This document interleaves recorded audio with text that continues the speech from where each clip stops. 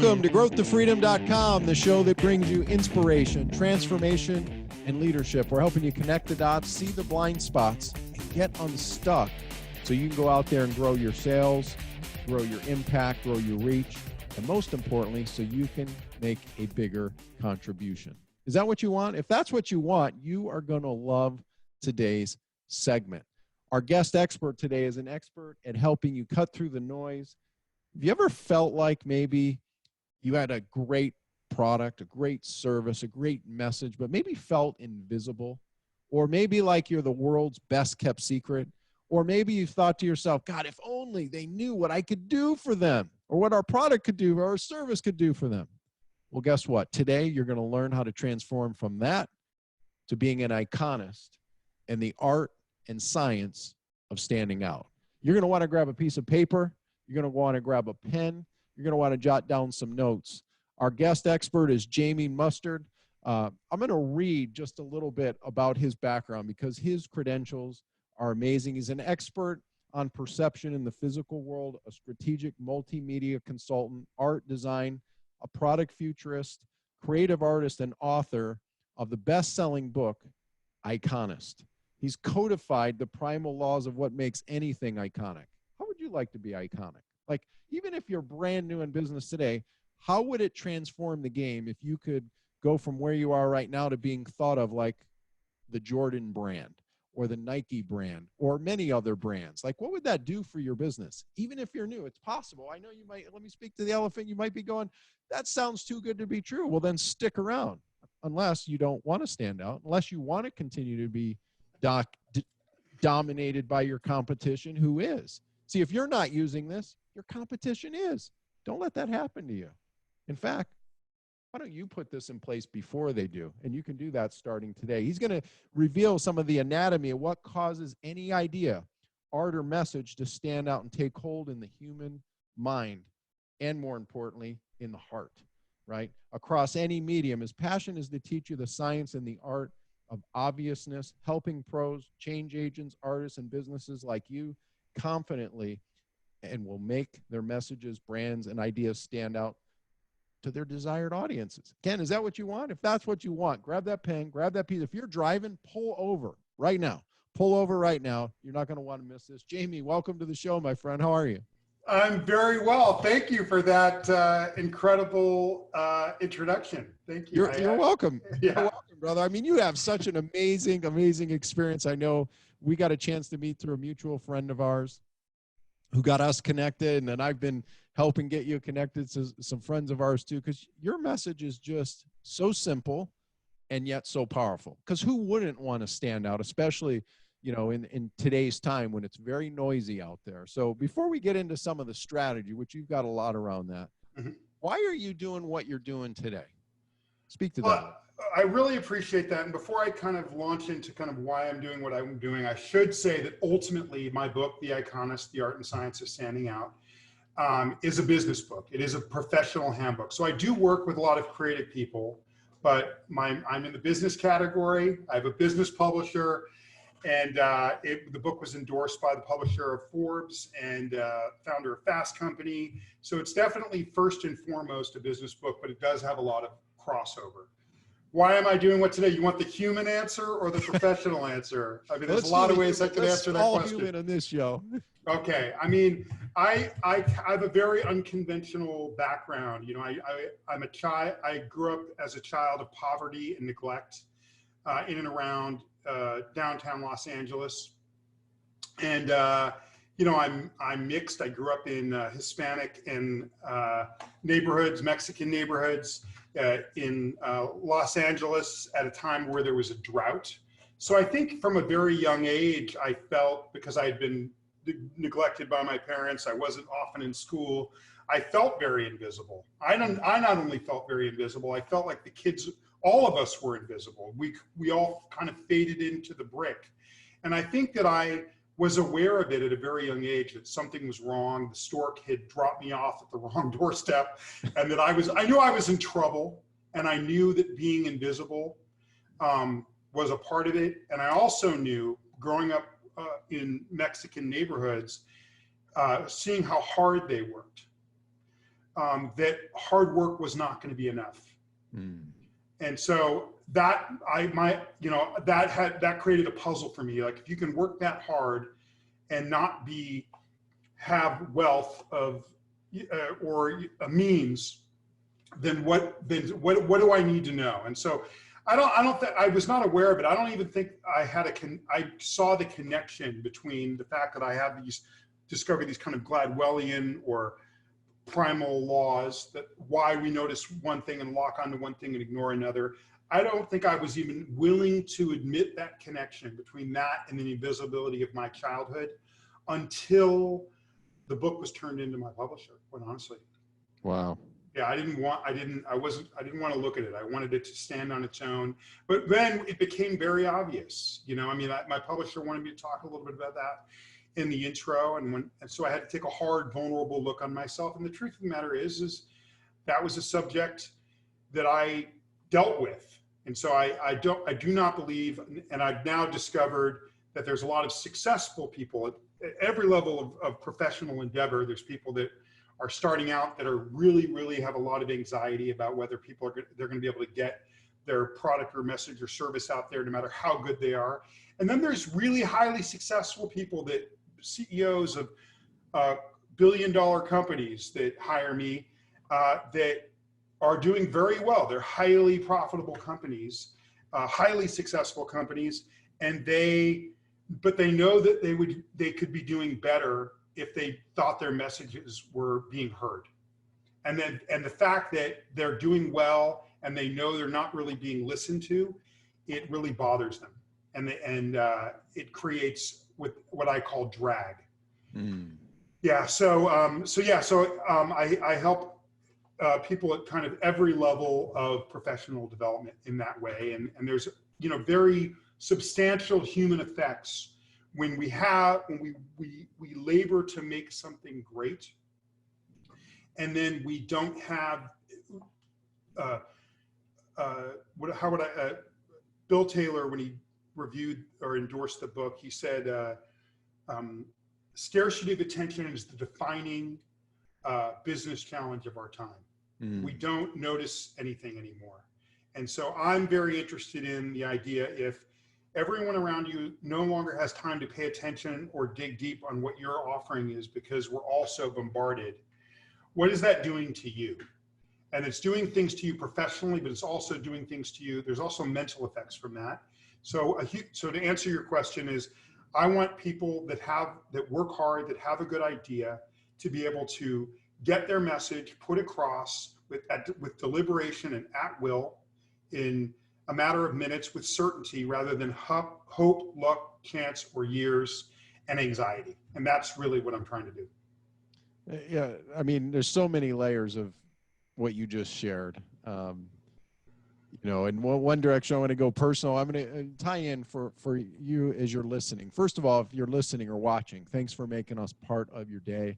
If you want to come back to this episode, by the way, the show notes, some of the quotes, some of the resources, we've got some special resources available for you that we'll talk about near the end. As you can come back to this episode at growthtofreedom.com/280. That's growthtofreedom.com/280. Or if you never want to miss an episode, go to growthtofreedom.com/subscribe. So Jamie, as you'll work, and you've done your work on moving from invisible to standing out, like, what do you see are some of the biggest mistakes that most people are making, like on this journey of trying to stand out? Because, there's probably such a thing of trying too hard to stand out, which causes a counter result too. So speak to the big mistakes that you see out there. I'll speak to, but I think this is the biggest mistake. And before I do that, I'll again contextualize it with my history. I was abandoned by my parents. I spent a lot of my life, my early childhood, in and out of institutional environments. I rarely was in school. I was semi-literate at the age of 19. And by the age of 25, I graduated from the London School of Economics, which is one of the best schools in the world. So I've had, in a way, I see myself as an escape artist, or, Houdini'd myself into platform after platform after platform, where now I work with some of the smartest people in the world. So my life has been, quite an arc, and so I'll contextualize it with that. But the biggest mistake that people make is in a world overloaded with content. And what happens is, if 30 years ago, I'm a business coach. We had business coaches. I was in a small town. Or no, say 1950. I was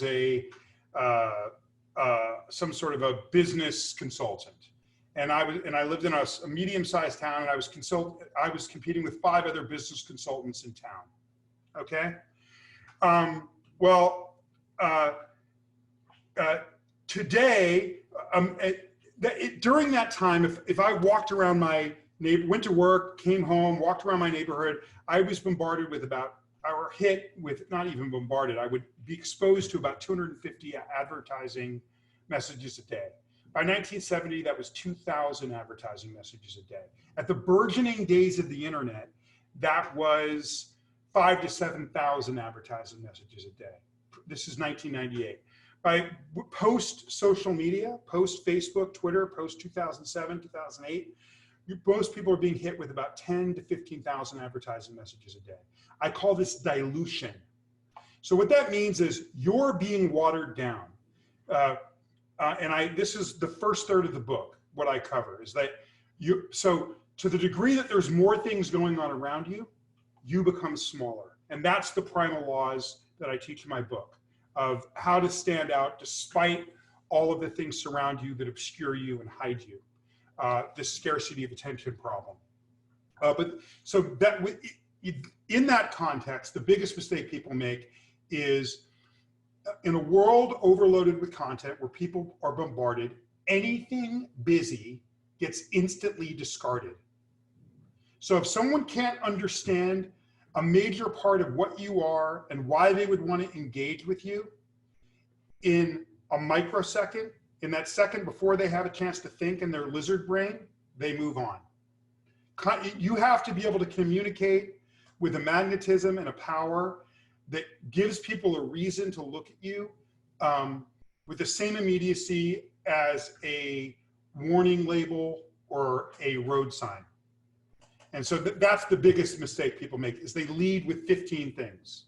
You have to lead with one thing. And in my book, I systemize, and I can explain it to you depending on how specific you want to go right now. But in my book, I systemize how to come up with that one thing that's your road sign that cause people to lock on. Now, as you're listening right now, would you like to know that one thing to come up with your roadside that is the most important thing to focus on? Well, if so, when we come back, we're going to take a deeper dive into the strategy of how you can come up with your sign so that you stand out in the crowd. More on you being Iconist, the art and science of standing out and avoiding dilution with Jamie Mustard right after this on growthtofreedom.com. Thanks for listening to this episode of growthtofreedom.com. Are you struggling to get a steady flow of new clients every day, or maybe hit a plateau or hit a wall in growing your business? Well, let's help you solve this problem today. Let's review your business and have a conversation. You can do that for free today at breakthroughstrategycall.com. That's breakthroughstrategycall.com. In addition, if you're looking for a simple way to implement some of what we've been talking about in today's episode, then I want to encourage you to get our free small business toolkit. You can get that at activate.breakthrough3x.com. That's activate.breakthrough3x.com. If you'd like access to the special resources and all the show notes for this special episode, make sure to visit growthtofreedom.com. Welcome back to growthtofreedom.com. Jamie, I want to dive right into it. You know, you talked about most people make the mistake, or a mistake is leading with 15 things instead of one thing. And there's that one thing, that sign, that road sign that really helps us differentiate, helps us stand out if we get it right. Speak to the process of that. What can someone do today? Like, what are a couple steps someone can do today to identify that one thing that makes them invaluable, if you will, in the market? All right, well, I'll do what I usually do when I've been answering your questions, which is I'll contextualize it for 1 second. But I mean, one of the things we have to realize is that people respond to childlike communication. You know, Yes. we teach children very simple kind of monolithic ways. And what ends up happening is if we get above elementary learning, we stop communicating to each other in elementary ways. The truth is, even in a world that isn't overloaded with content, I have tons of pop culture stories and historical examples and academic studies in the book that are really interesting to read. It's a very fun read that explain that adults crave this elementary communication even more than kids do. And it becomes a sanctuary and a magnet. When there's so much busyness, we lock on to anything simple like a tractor beam even more in our current climate. So that being said, you need to have this road sign. You need to give people a reason to engage before they have a chance to think, okay? And so the simple way that you come up with that thing is there might be 25 things that you do, but there's always an intersect point between the best of your offering and the emotional concern of your potential audience. And if you find the intersect point there, and choose one thing out of those 25, and you blow it up big, way oversized, like Sesame Street, and you have that be what represents you at the top of your website or at the top of your brochures, you give people a reason to lock on, engage, and look further. And the oversized thing, and there's lots of research in the book that explains why you have to do this, is there's lots of, when we see something and it's overly big with negative space around it, like a road sign or a warning label, it communicates a sense of dedication, authority, and the person looking at it feels an instant credibility because it really comes across as a declaration when it's said over big and monolithic. So that's a big part of it. Yeah, so that's what it is that intersect point between the best of you. Out of those 24 things, what's the thing that corresponds to the emotional concern, which is typically, the emotional concern of your potential customer, and then boom. Yeah. Now one of the amazing guys I've gotten a chance to meet is Damon John. In Damon's book, one of his books, he says that, you know, if you can't articulate, if you can't communicate what you do in 3 words or less, you're missing it. And it sounds like, to a degree, what you're saying is, you know, you make it so simple it can't be misunderstood, and yet so powerful that it commands attention. I think, yeah, and if you pick up the book, you can, get a lot more information as to how and why that works. And I think people tend to stay disciplined and do what they should do to communicate when they understand how the mechanism works. But I think, I haven't read that book, but I'm a big fan of Damon. Yeah. Damon John, yep. Yeah, I'm a big fan of his. I'm a big fan of FUBU. And I think he's a really bright guy. And I think there's a lot of truth to it. And then my book just explains why is that true? What is it about the kind of primal way that human beings have liked to perceive and have always liked to perceive that make that true? And so when you understand how the mechanics of how that works and why that works, it makes it a lot easier for you to do. A lot of us think that we want to stand out, but really, we hide behind the busy. Okay. And because when, it's like being on stage, right? I do a lot of speaking. I think I want to be a speaker, but once I go up there, and it's every time, and I do it a lot, there's always a significant amount of anxiety before I walk on and have everyone staring at me. So I think to some degree, standing out is like that. And what an iconist does is an iconist pushes past that and gets simple and stands out anyway. That's amazing. I want to go back as well. You brought up the idea of dilution, okay. Right? Yeah. And, there are consequences of like dilution, and there's mental consequences, in everything we do, there's benefits and consequences. Speak to some of the consequences of mental dilution and, what you've witnessed, what you've observed. I mean, and all the research you've done, all the clients you've worked. I mean, numbers in the thousands and thousands of business owners and people you've been around and worked with and, studied this. Speak to that a little bit. All right. I would love to. And again, I'll contextualize it really quickly. When I started beta testing these ideas almost 15 years ago, I came across a pattern. I thought, wow, if I brought this to the world, it would really help a lot of people. It would give me a life. It would give me a professional career. It would do a lot of great things, but mostly it would help people professionally. That was my first, when I came across this pattern, these primal laws, that was the biggest deal to me. And then I started doing it for all these CEOs, and something very remarkable happened. I realized very quickly, when you're dealing with a guy that runs a $1 million company, or they have a startup, or they run a $50 million company or a $1 billion company, it's not really just their professional career. It's their life. It's their identity. It's their kids' college. It's their mortgage. It's their standing in the community. So, in Western society, we ask people when we meet them, we don't say who are you? We say, what do you do? So much of how we see ourselves in American or Western society is connected to our work, right? So the transformation that it would occur in people, and that was never anything I was looking to do. When I would deliver their work, deliver their blocks to them, that would make them iconic, their road signs. But even before they would deploy it, their face would change. They would look happier. They would look lighter. And I realized that I was doing something far more than just helping people professionally.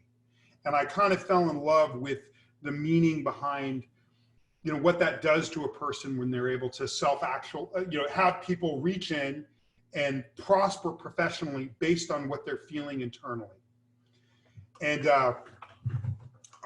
it kind of goes back to Maslow's hierarchy of needs, right? As we get above our basic shelter and basic food, then self-actualization, transcendence into what we care about becomes paramount. And I found that that's what this being able to be seen at will, that's what it was doing for people. But to speak directly to your question, there's this concept of what I call dilution, dilution. It was funny because I did a podcast recently and the guy heard it as delusion, right? And he wrote it everywhere, and I actually kind of loved it because it is delusion, not realizing that you're being made invisible by this content swirling around you is a form of delusion. And just communicating every day and just going about your communication, your business communications, pretending that you're not invisible is delusion. So I actually loved that he misheard it. Okay. Yes. But I'm talking about delusion, and I'll contextualize. There was a book that came out in 2004 by a brilliant guy named Barry Schwartz, who's a professor of social theory at Skidmore and University, a psychologist, Skidmore College. And he wrote a book called The Paradox of Choice, where he talks about how when you have choice overload, like we all do now, there's actual psychological effects that come from that. Anxiety about choice. Oh, what if I choose the wrong one? Paralysis. I'm not going to choose anything at all because what if I choose the wrong one? Dissatisfaction. I choose, and then I think, well, what if I could have got the other one? Right? So dissatisfaction with choice, and ultimately depression of choice. And I found that no matter where you are, whether you're a startup, you're a millennial, or you're a $1 billion CEO, and everyone in between, that they experience similar mental effects from not feeling like their message is truly being seen and heard by their potential audience. They have anxiety about, no one's really paying attention to this, right? So they have anxiety about it. Paralysis. Why even try and be seen and heard if no one is going to see and hear me? Right. Dissatisfaction with their life on the subject of being seen and heard, and then ultimately depression about being seen and heard. So there's serious mental consequences when we have something inside of us that drives us, that sets us on fire, that we really care about for whatever our motivation is. Whether it's to pay for our lives or whether it's just purely a passion, and we can't get traction for that. It affects us in ways that are deeply human, that go far beyond our professional endeavor, but it does also most obviously affect our pocketbook and our ability to make a livelihood. Yeah. I mean, that is so good. And as you're listening right now, as you're watching right now, like, how would it shift the game for you to number one, recognize that regardless of all the noise, regardless of, you know, all the potential commoditization in your industry, in your niche, and how noisy it really is, that if you're feeling invisible, that one simple shift can transform your business, to create freedom, to get you to a place where you're unique and different, that you are positioned as a category not of many, but a category of one. What would that be worth to you? How would that transform the game for you, right? I estimate that it would be a big shift, and a big shift over, you know, short term as well as long term. And speaking of that, like, if you're intrigued by what Jamie has been, I mean, we've just literally scratched the surface, and in time flies when we're having fun here. We've literally just scratched the surface. Now, Jamie, if people want to get more of you, they want to understand about the Iconist and how to, the art and science of standing out, where can they go to learn more about you, your tools, your resources? I mean, you've got a wealth of information available. Thank you. Theiconist.org. And theiconist.org, theiconist.org. Google me, it'll come right up.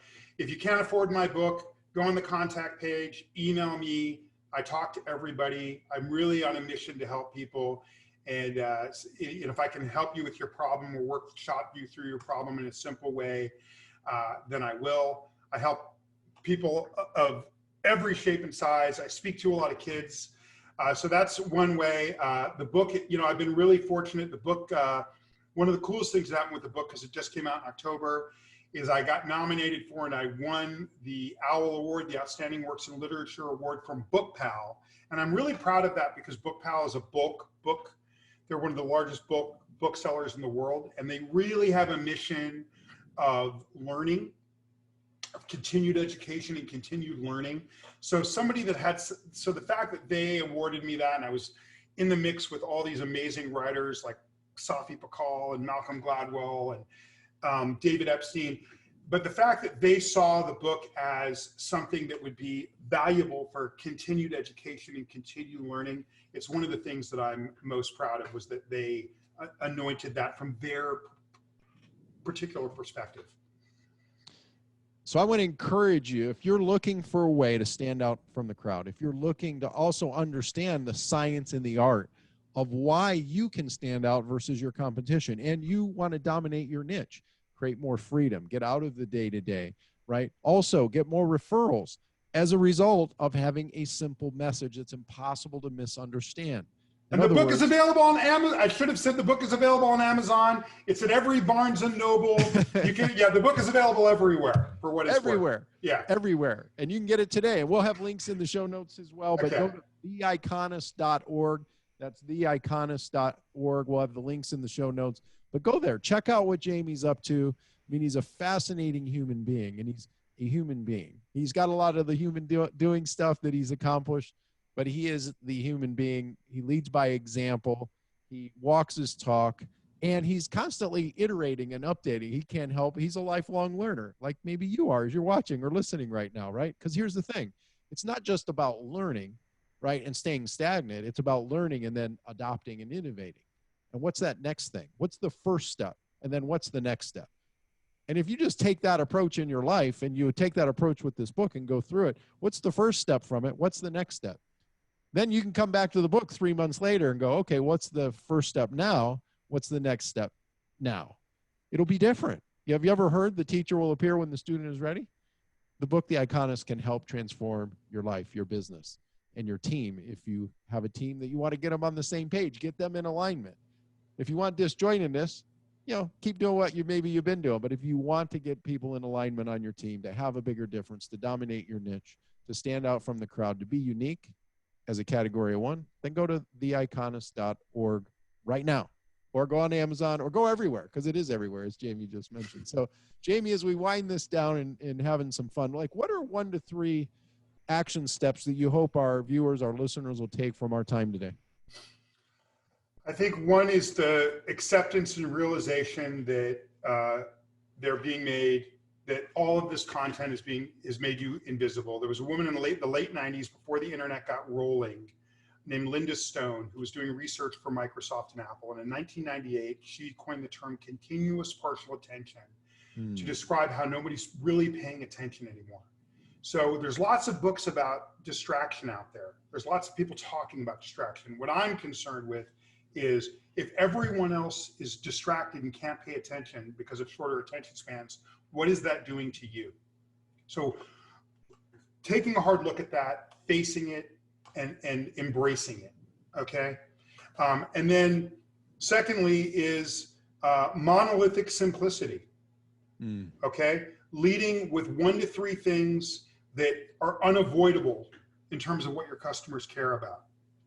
And then third would be repetition, repetition, repetition, repetition, to the point where you're sick of repeating that simple thing. And with the, if you repeat that monolithic thing to the point where it's making you sick, you're quickly becoming an iconist. That's what I would say. It's an uncomfortable feeling, but as you use it, it starts to give you a confidence, and it starts to make not only you feel anchored, because your customers being bombarded with so much, they're kind of feeling floaty. So it also anchors them in something that they can connect to. It's very powerful what it does for the person who's looking for you, and what it does for you as the person deploying it. And having witnessed versions of the Iconist approach, the science of standing out, when you do apply, you know, the ability to stand out and not be invisible, and be in a place where you have ultimate simplicity, right? Not only for you, your team, but also your clients and your competitors, and repeat this over and over again. You know what happens? Many times you turn your greatest competitors into your greatest ambassadors, your greatest partners, strategic partners. That's where, I mean, life-changing things can happen in your business. And there's a whole lot more to this. Again, go to theiconist.org right now, get the book, check it out, theiconist.org. Jamie, what is something I should have asked you today that we didn't have a chance to cover in our few minutes together today? Oh gosh, that's tough. What should you, I mean, you did pretty good, man. In terms of, I don't know that I've covered this much ground in this much time before, right? But yeah, I think, yeah, man, I don't know that there's anything that you should have asked me that we didn't cover, other than, okay, that of how many different things that you can apply this to. Okay, so like this, if you are a designer, in the book, there's these primal laws of how to construct your designs in a way that have that monolithic attraction. If you're a musician, it shows the anatomy of monolithic attraction in music with academic studies and historical examples.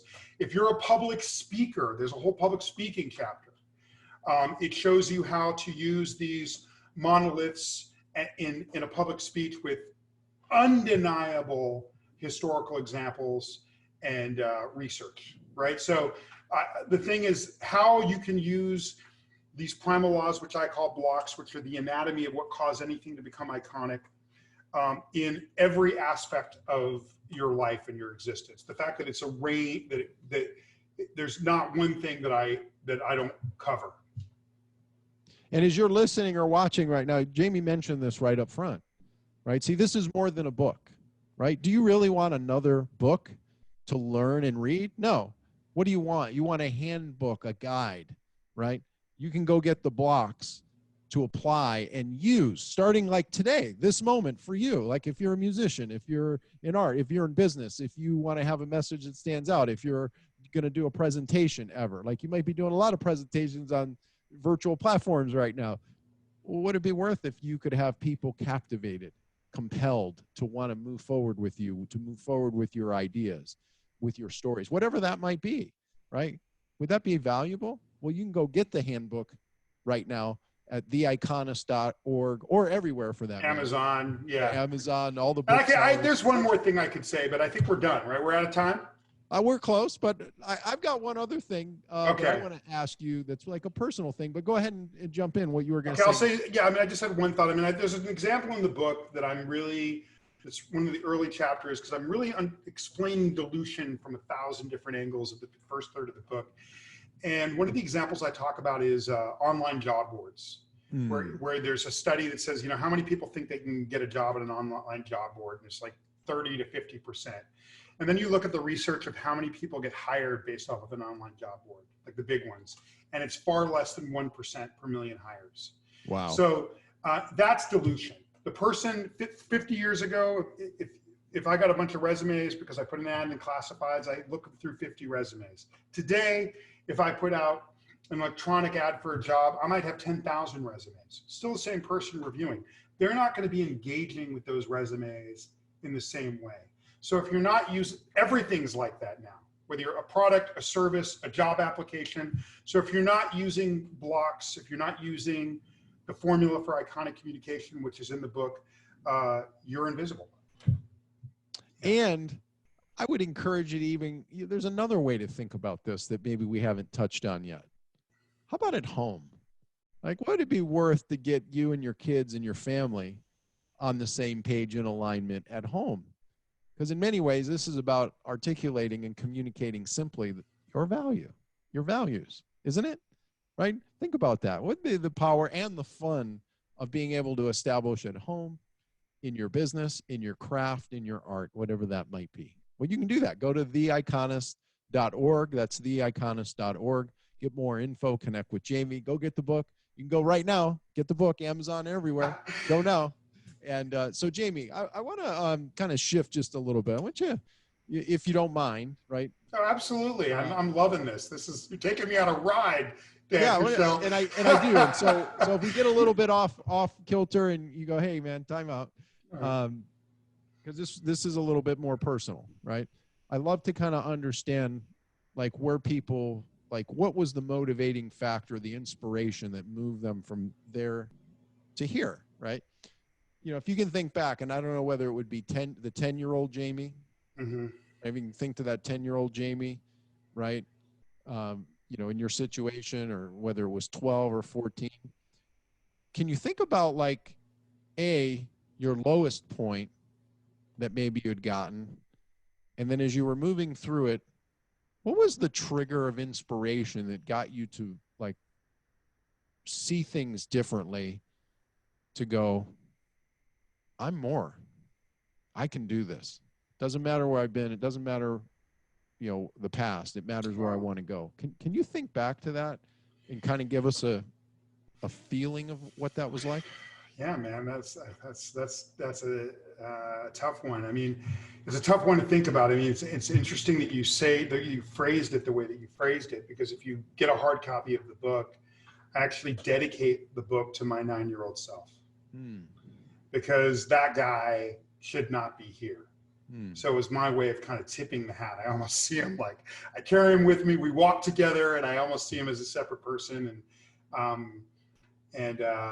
I think that for me, I was very lucky that I had, and I don't want this to sound like a cliche story of, like, the brown boy and the loving grandmother. I had people. My grandmother was I used to go visit her every year or two as a kid, and that I saw there was a different way of living, that there was different standards of living. And she always kind of valued education, and that was not something that I was growing up with. I think that just a desire to, there's a great Paul Simon song that I listened to when I was listening to this album, this Paul Simon album a lot when I was dealing with my remedial education in my late teens. And there's a song that says, I can't run, but I can walk much faster than this. And that's how I felt. I mean, I felt I was dealing with my literacy, and I felt that I couldn't be and do everything that I wanted, but I could do better than what I'm doing right now if I pushed myself. And I think that I don't know that I'm answering the question the way that you meant it, but I think that, for me, if I could just take one baby step and go further up the rung, one baby step, go 5 rungs up, fall back 2 rungs. If I could just possibly just continue to grow. And I realized, and I would do things that, when I was younger, I would do things the hard way. And I used to think that I was just a glutton for punishment. But I came to realize that by doing things the hard way, I would focus on my weaknesses. That's the best way I could describe it. I was willing to, most of us, if there's something that we're bad at, or that we've been, that we're avoiding of the thing that we're not strong.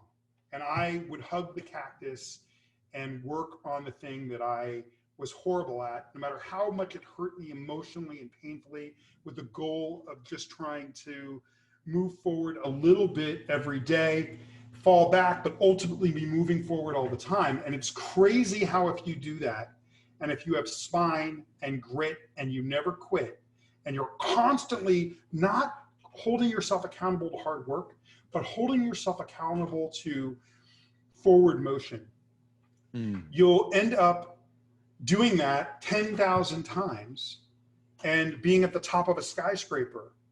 And that's what it is just those little micro steps, no matter how insignificant you might feel at some point.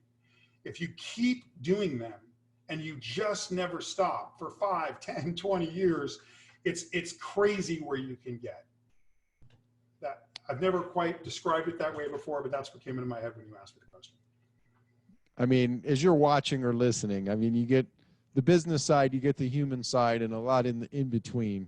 I'd encourage you, if you're looking for a way to learn from somebody, to work with somebody who walks his talk, leads by example, who started at the bottom and just took one little baby step at a time. And over the course of 20 years, people look at him and go, oh my God, look at you. It's amazing. And he probably does the same. Going, man, look at me. Nobody more than me. And one thing I will say is, when I do my work, and the way I wrote the book is obviously I'm helping people professionally. It's why my publisher bought the book. So I don't want to say that that's not what I did. But when I'm working with someone, I am, and again, I'm not saying this to solicit clients. I'm saying it to reveal, I'm busy. I'm saying it to reveal who I am as a person. I don't look at it like I'm helping that person get business. I'm looking at that I'm helping that person live a complete life.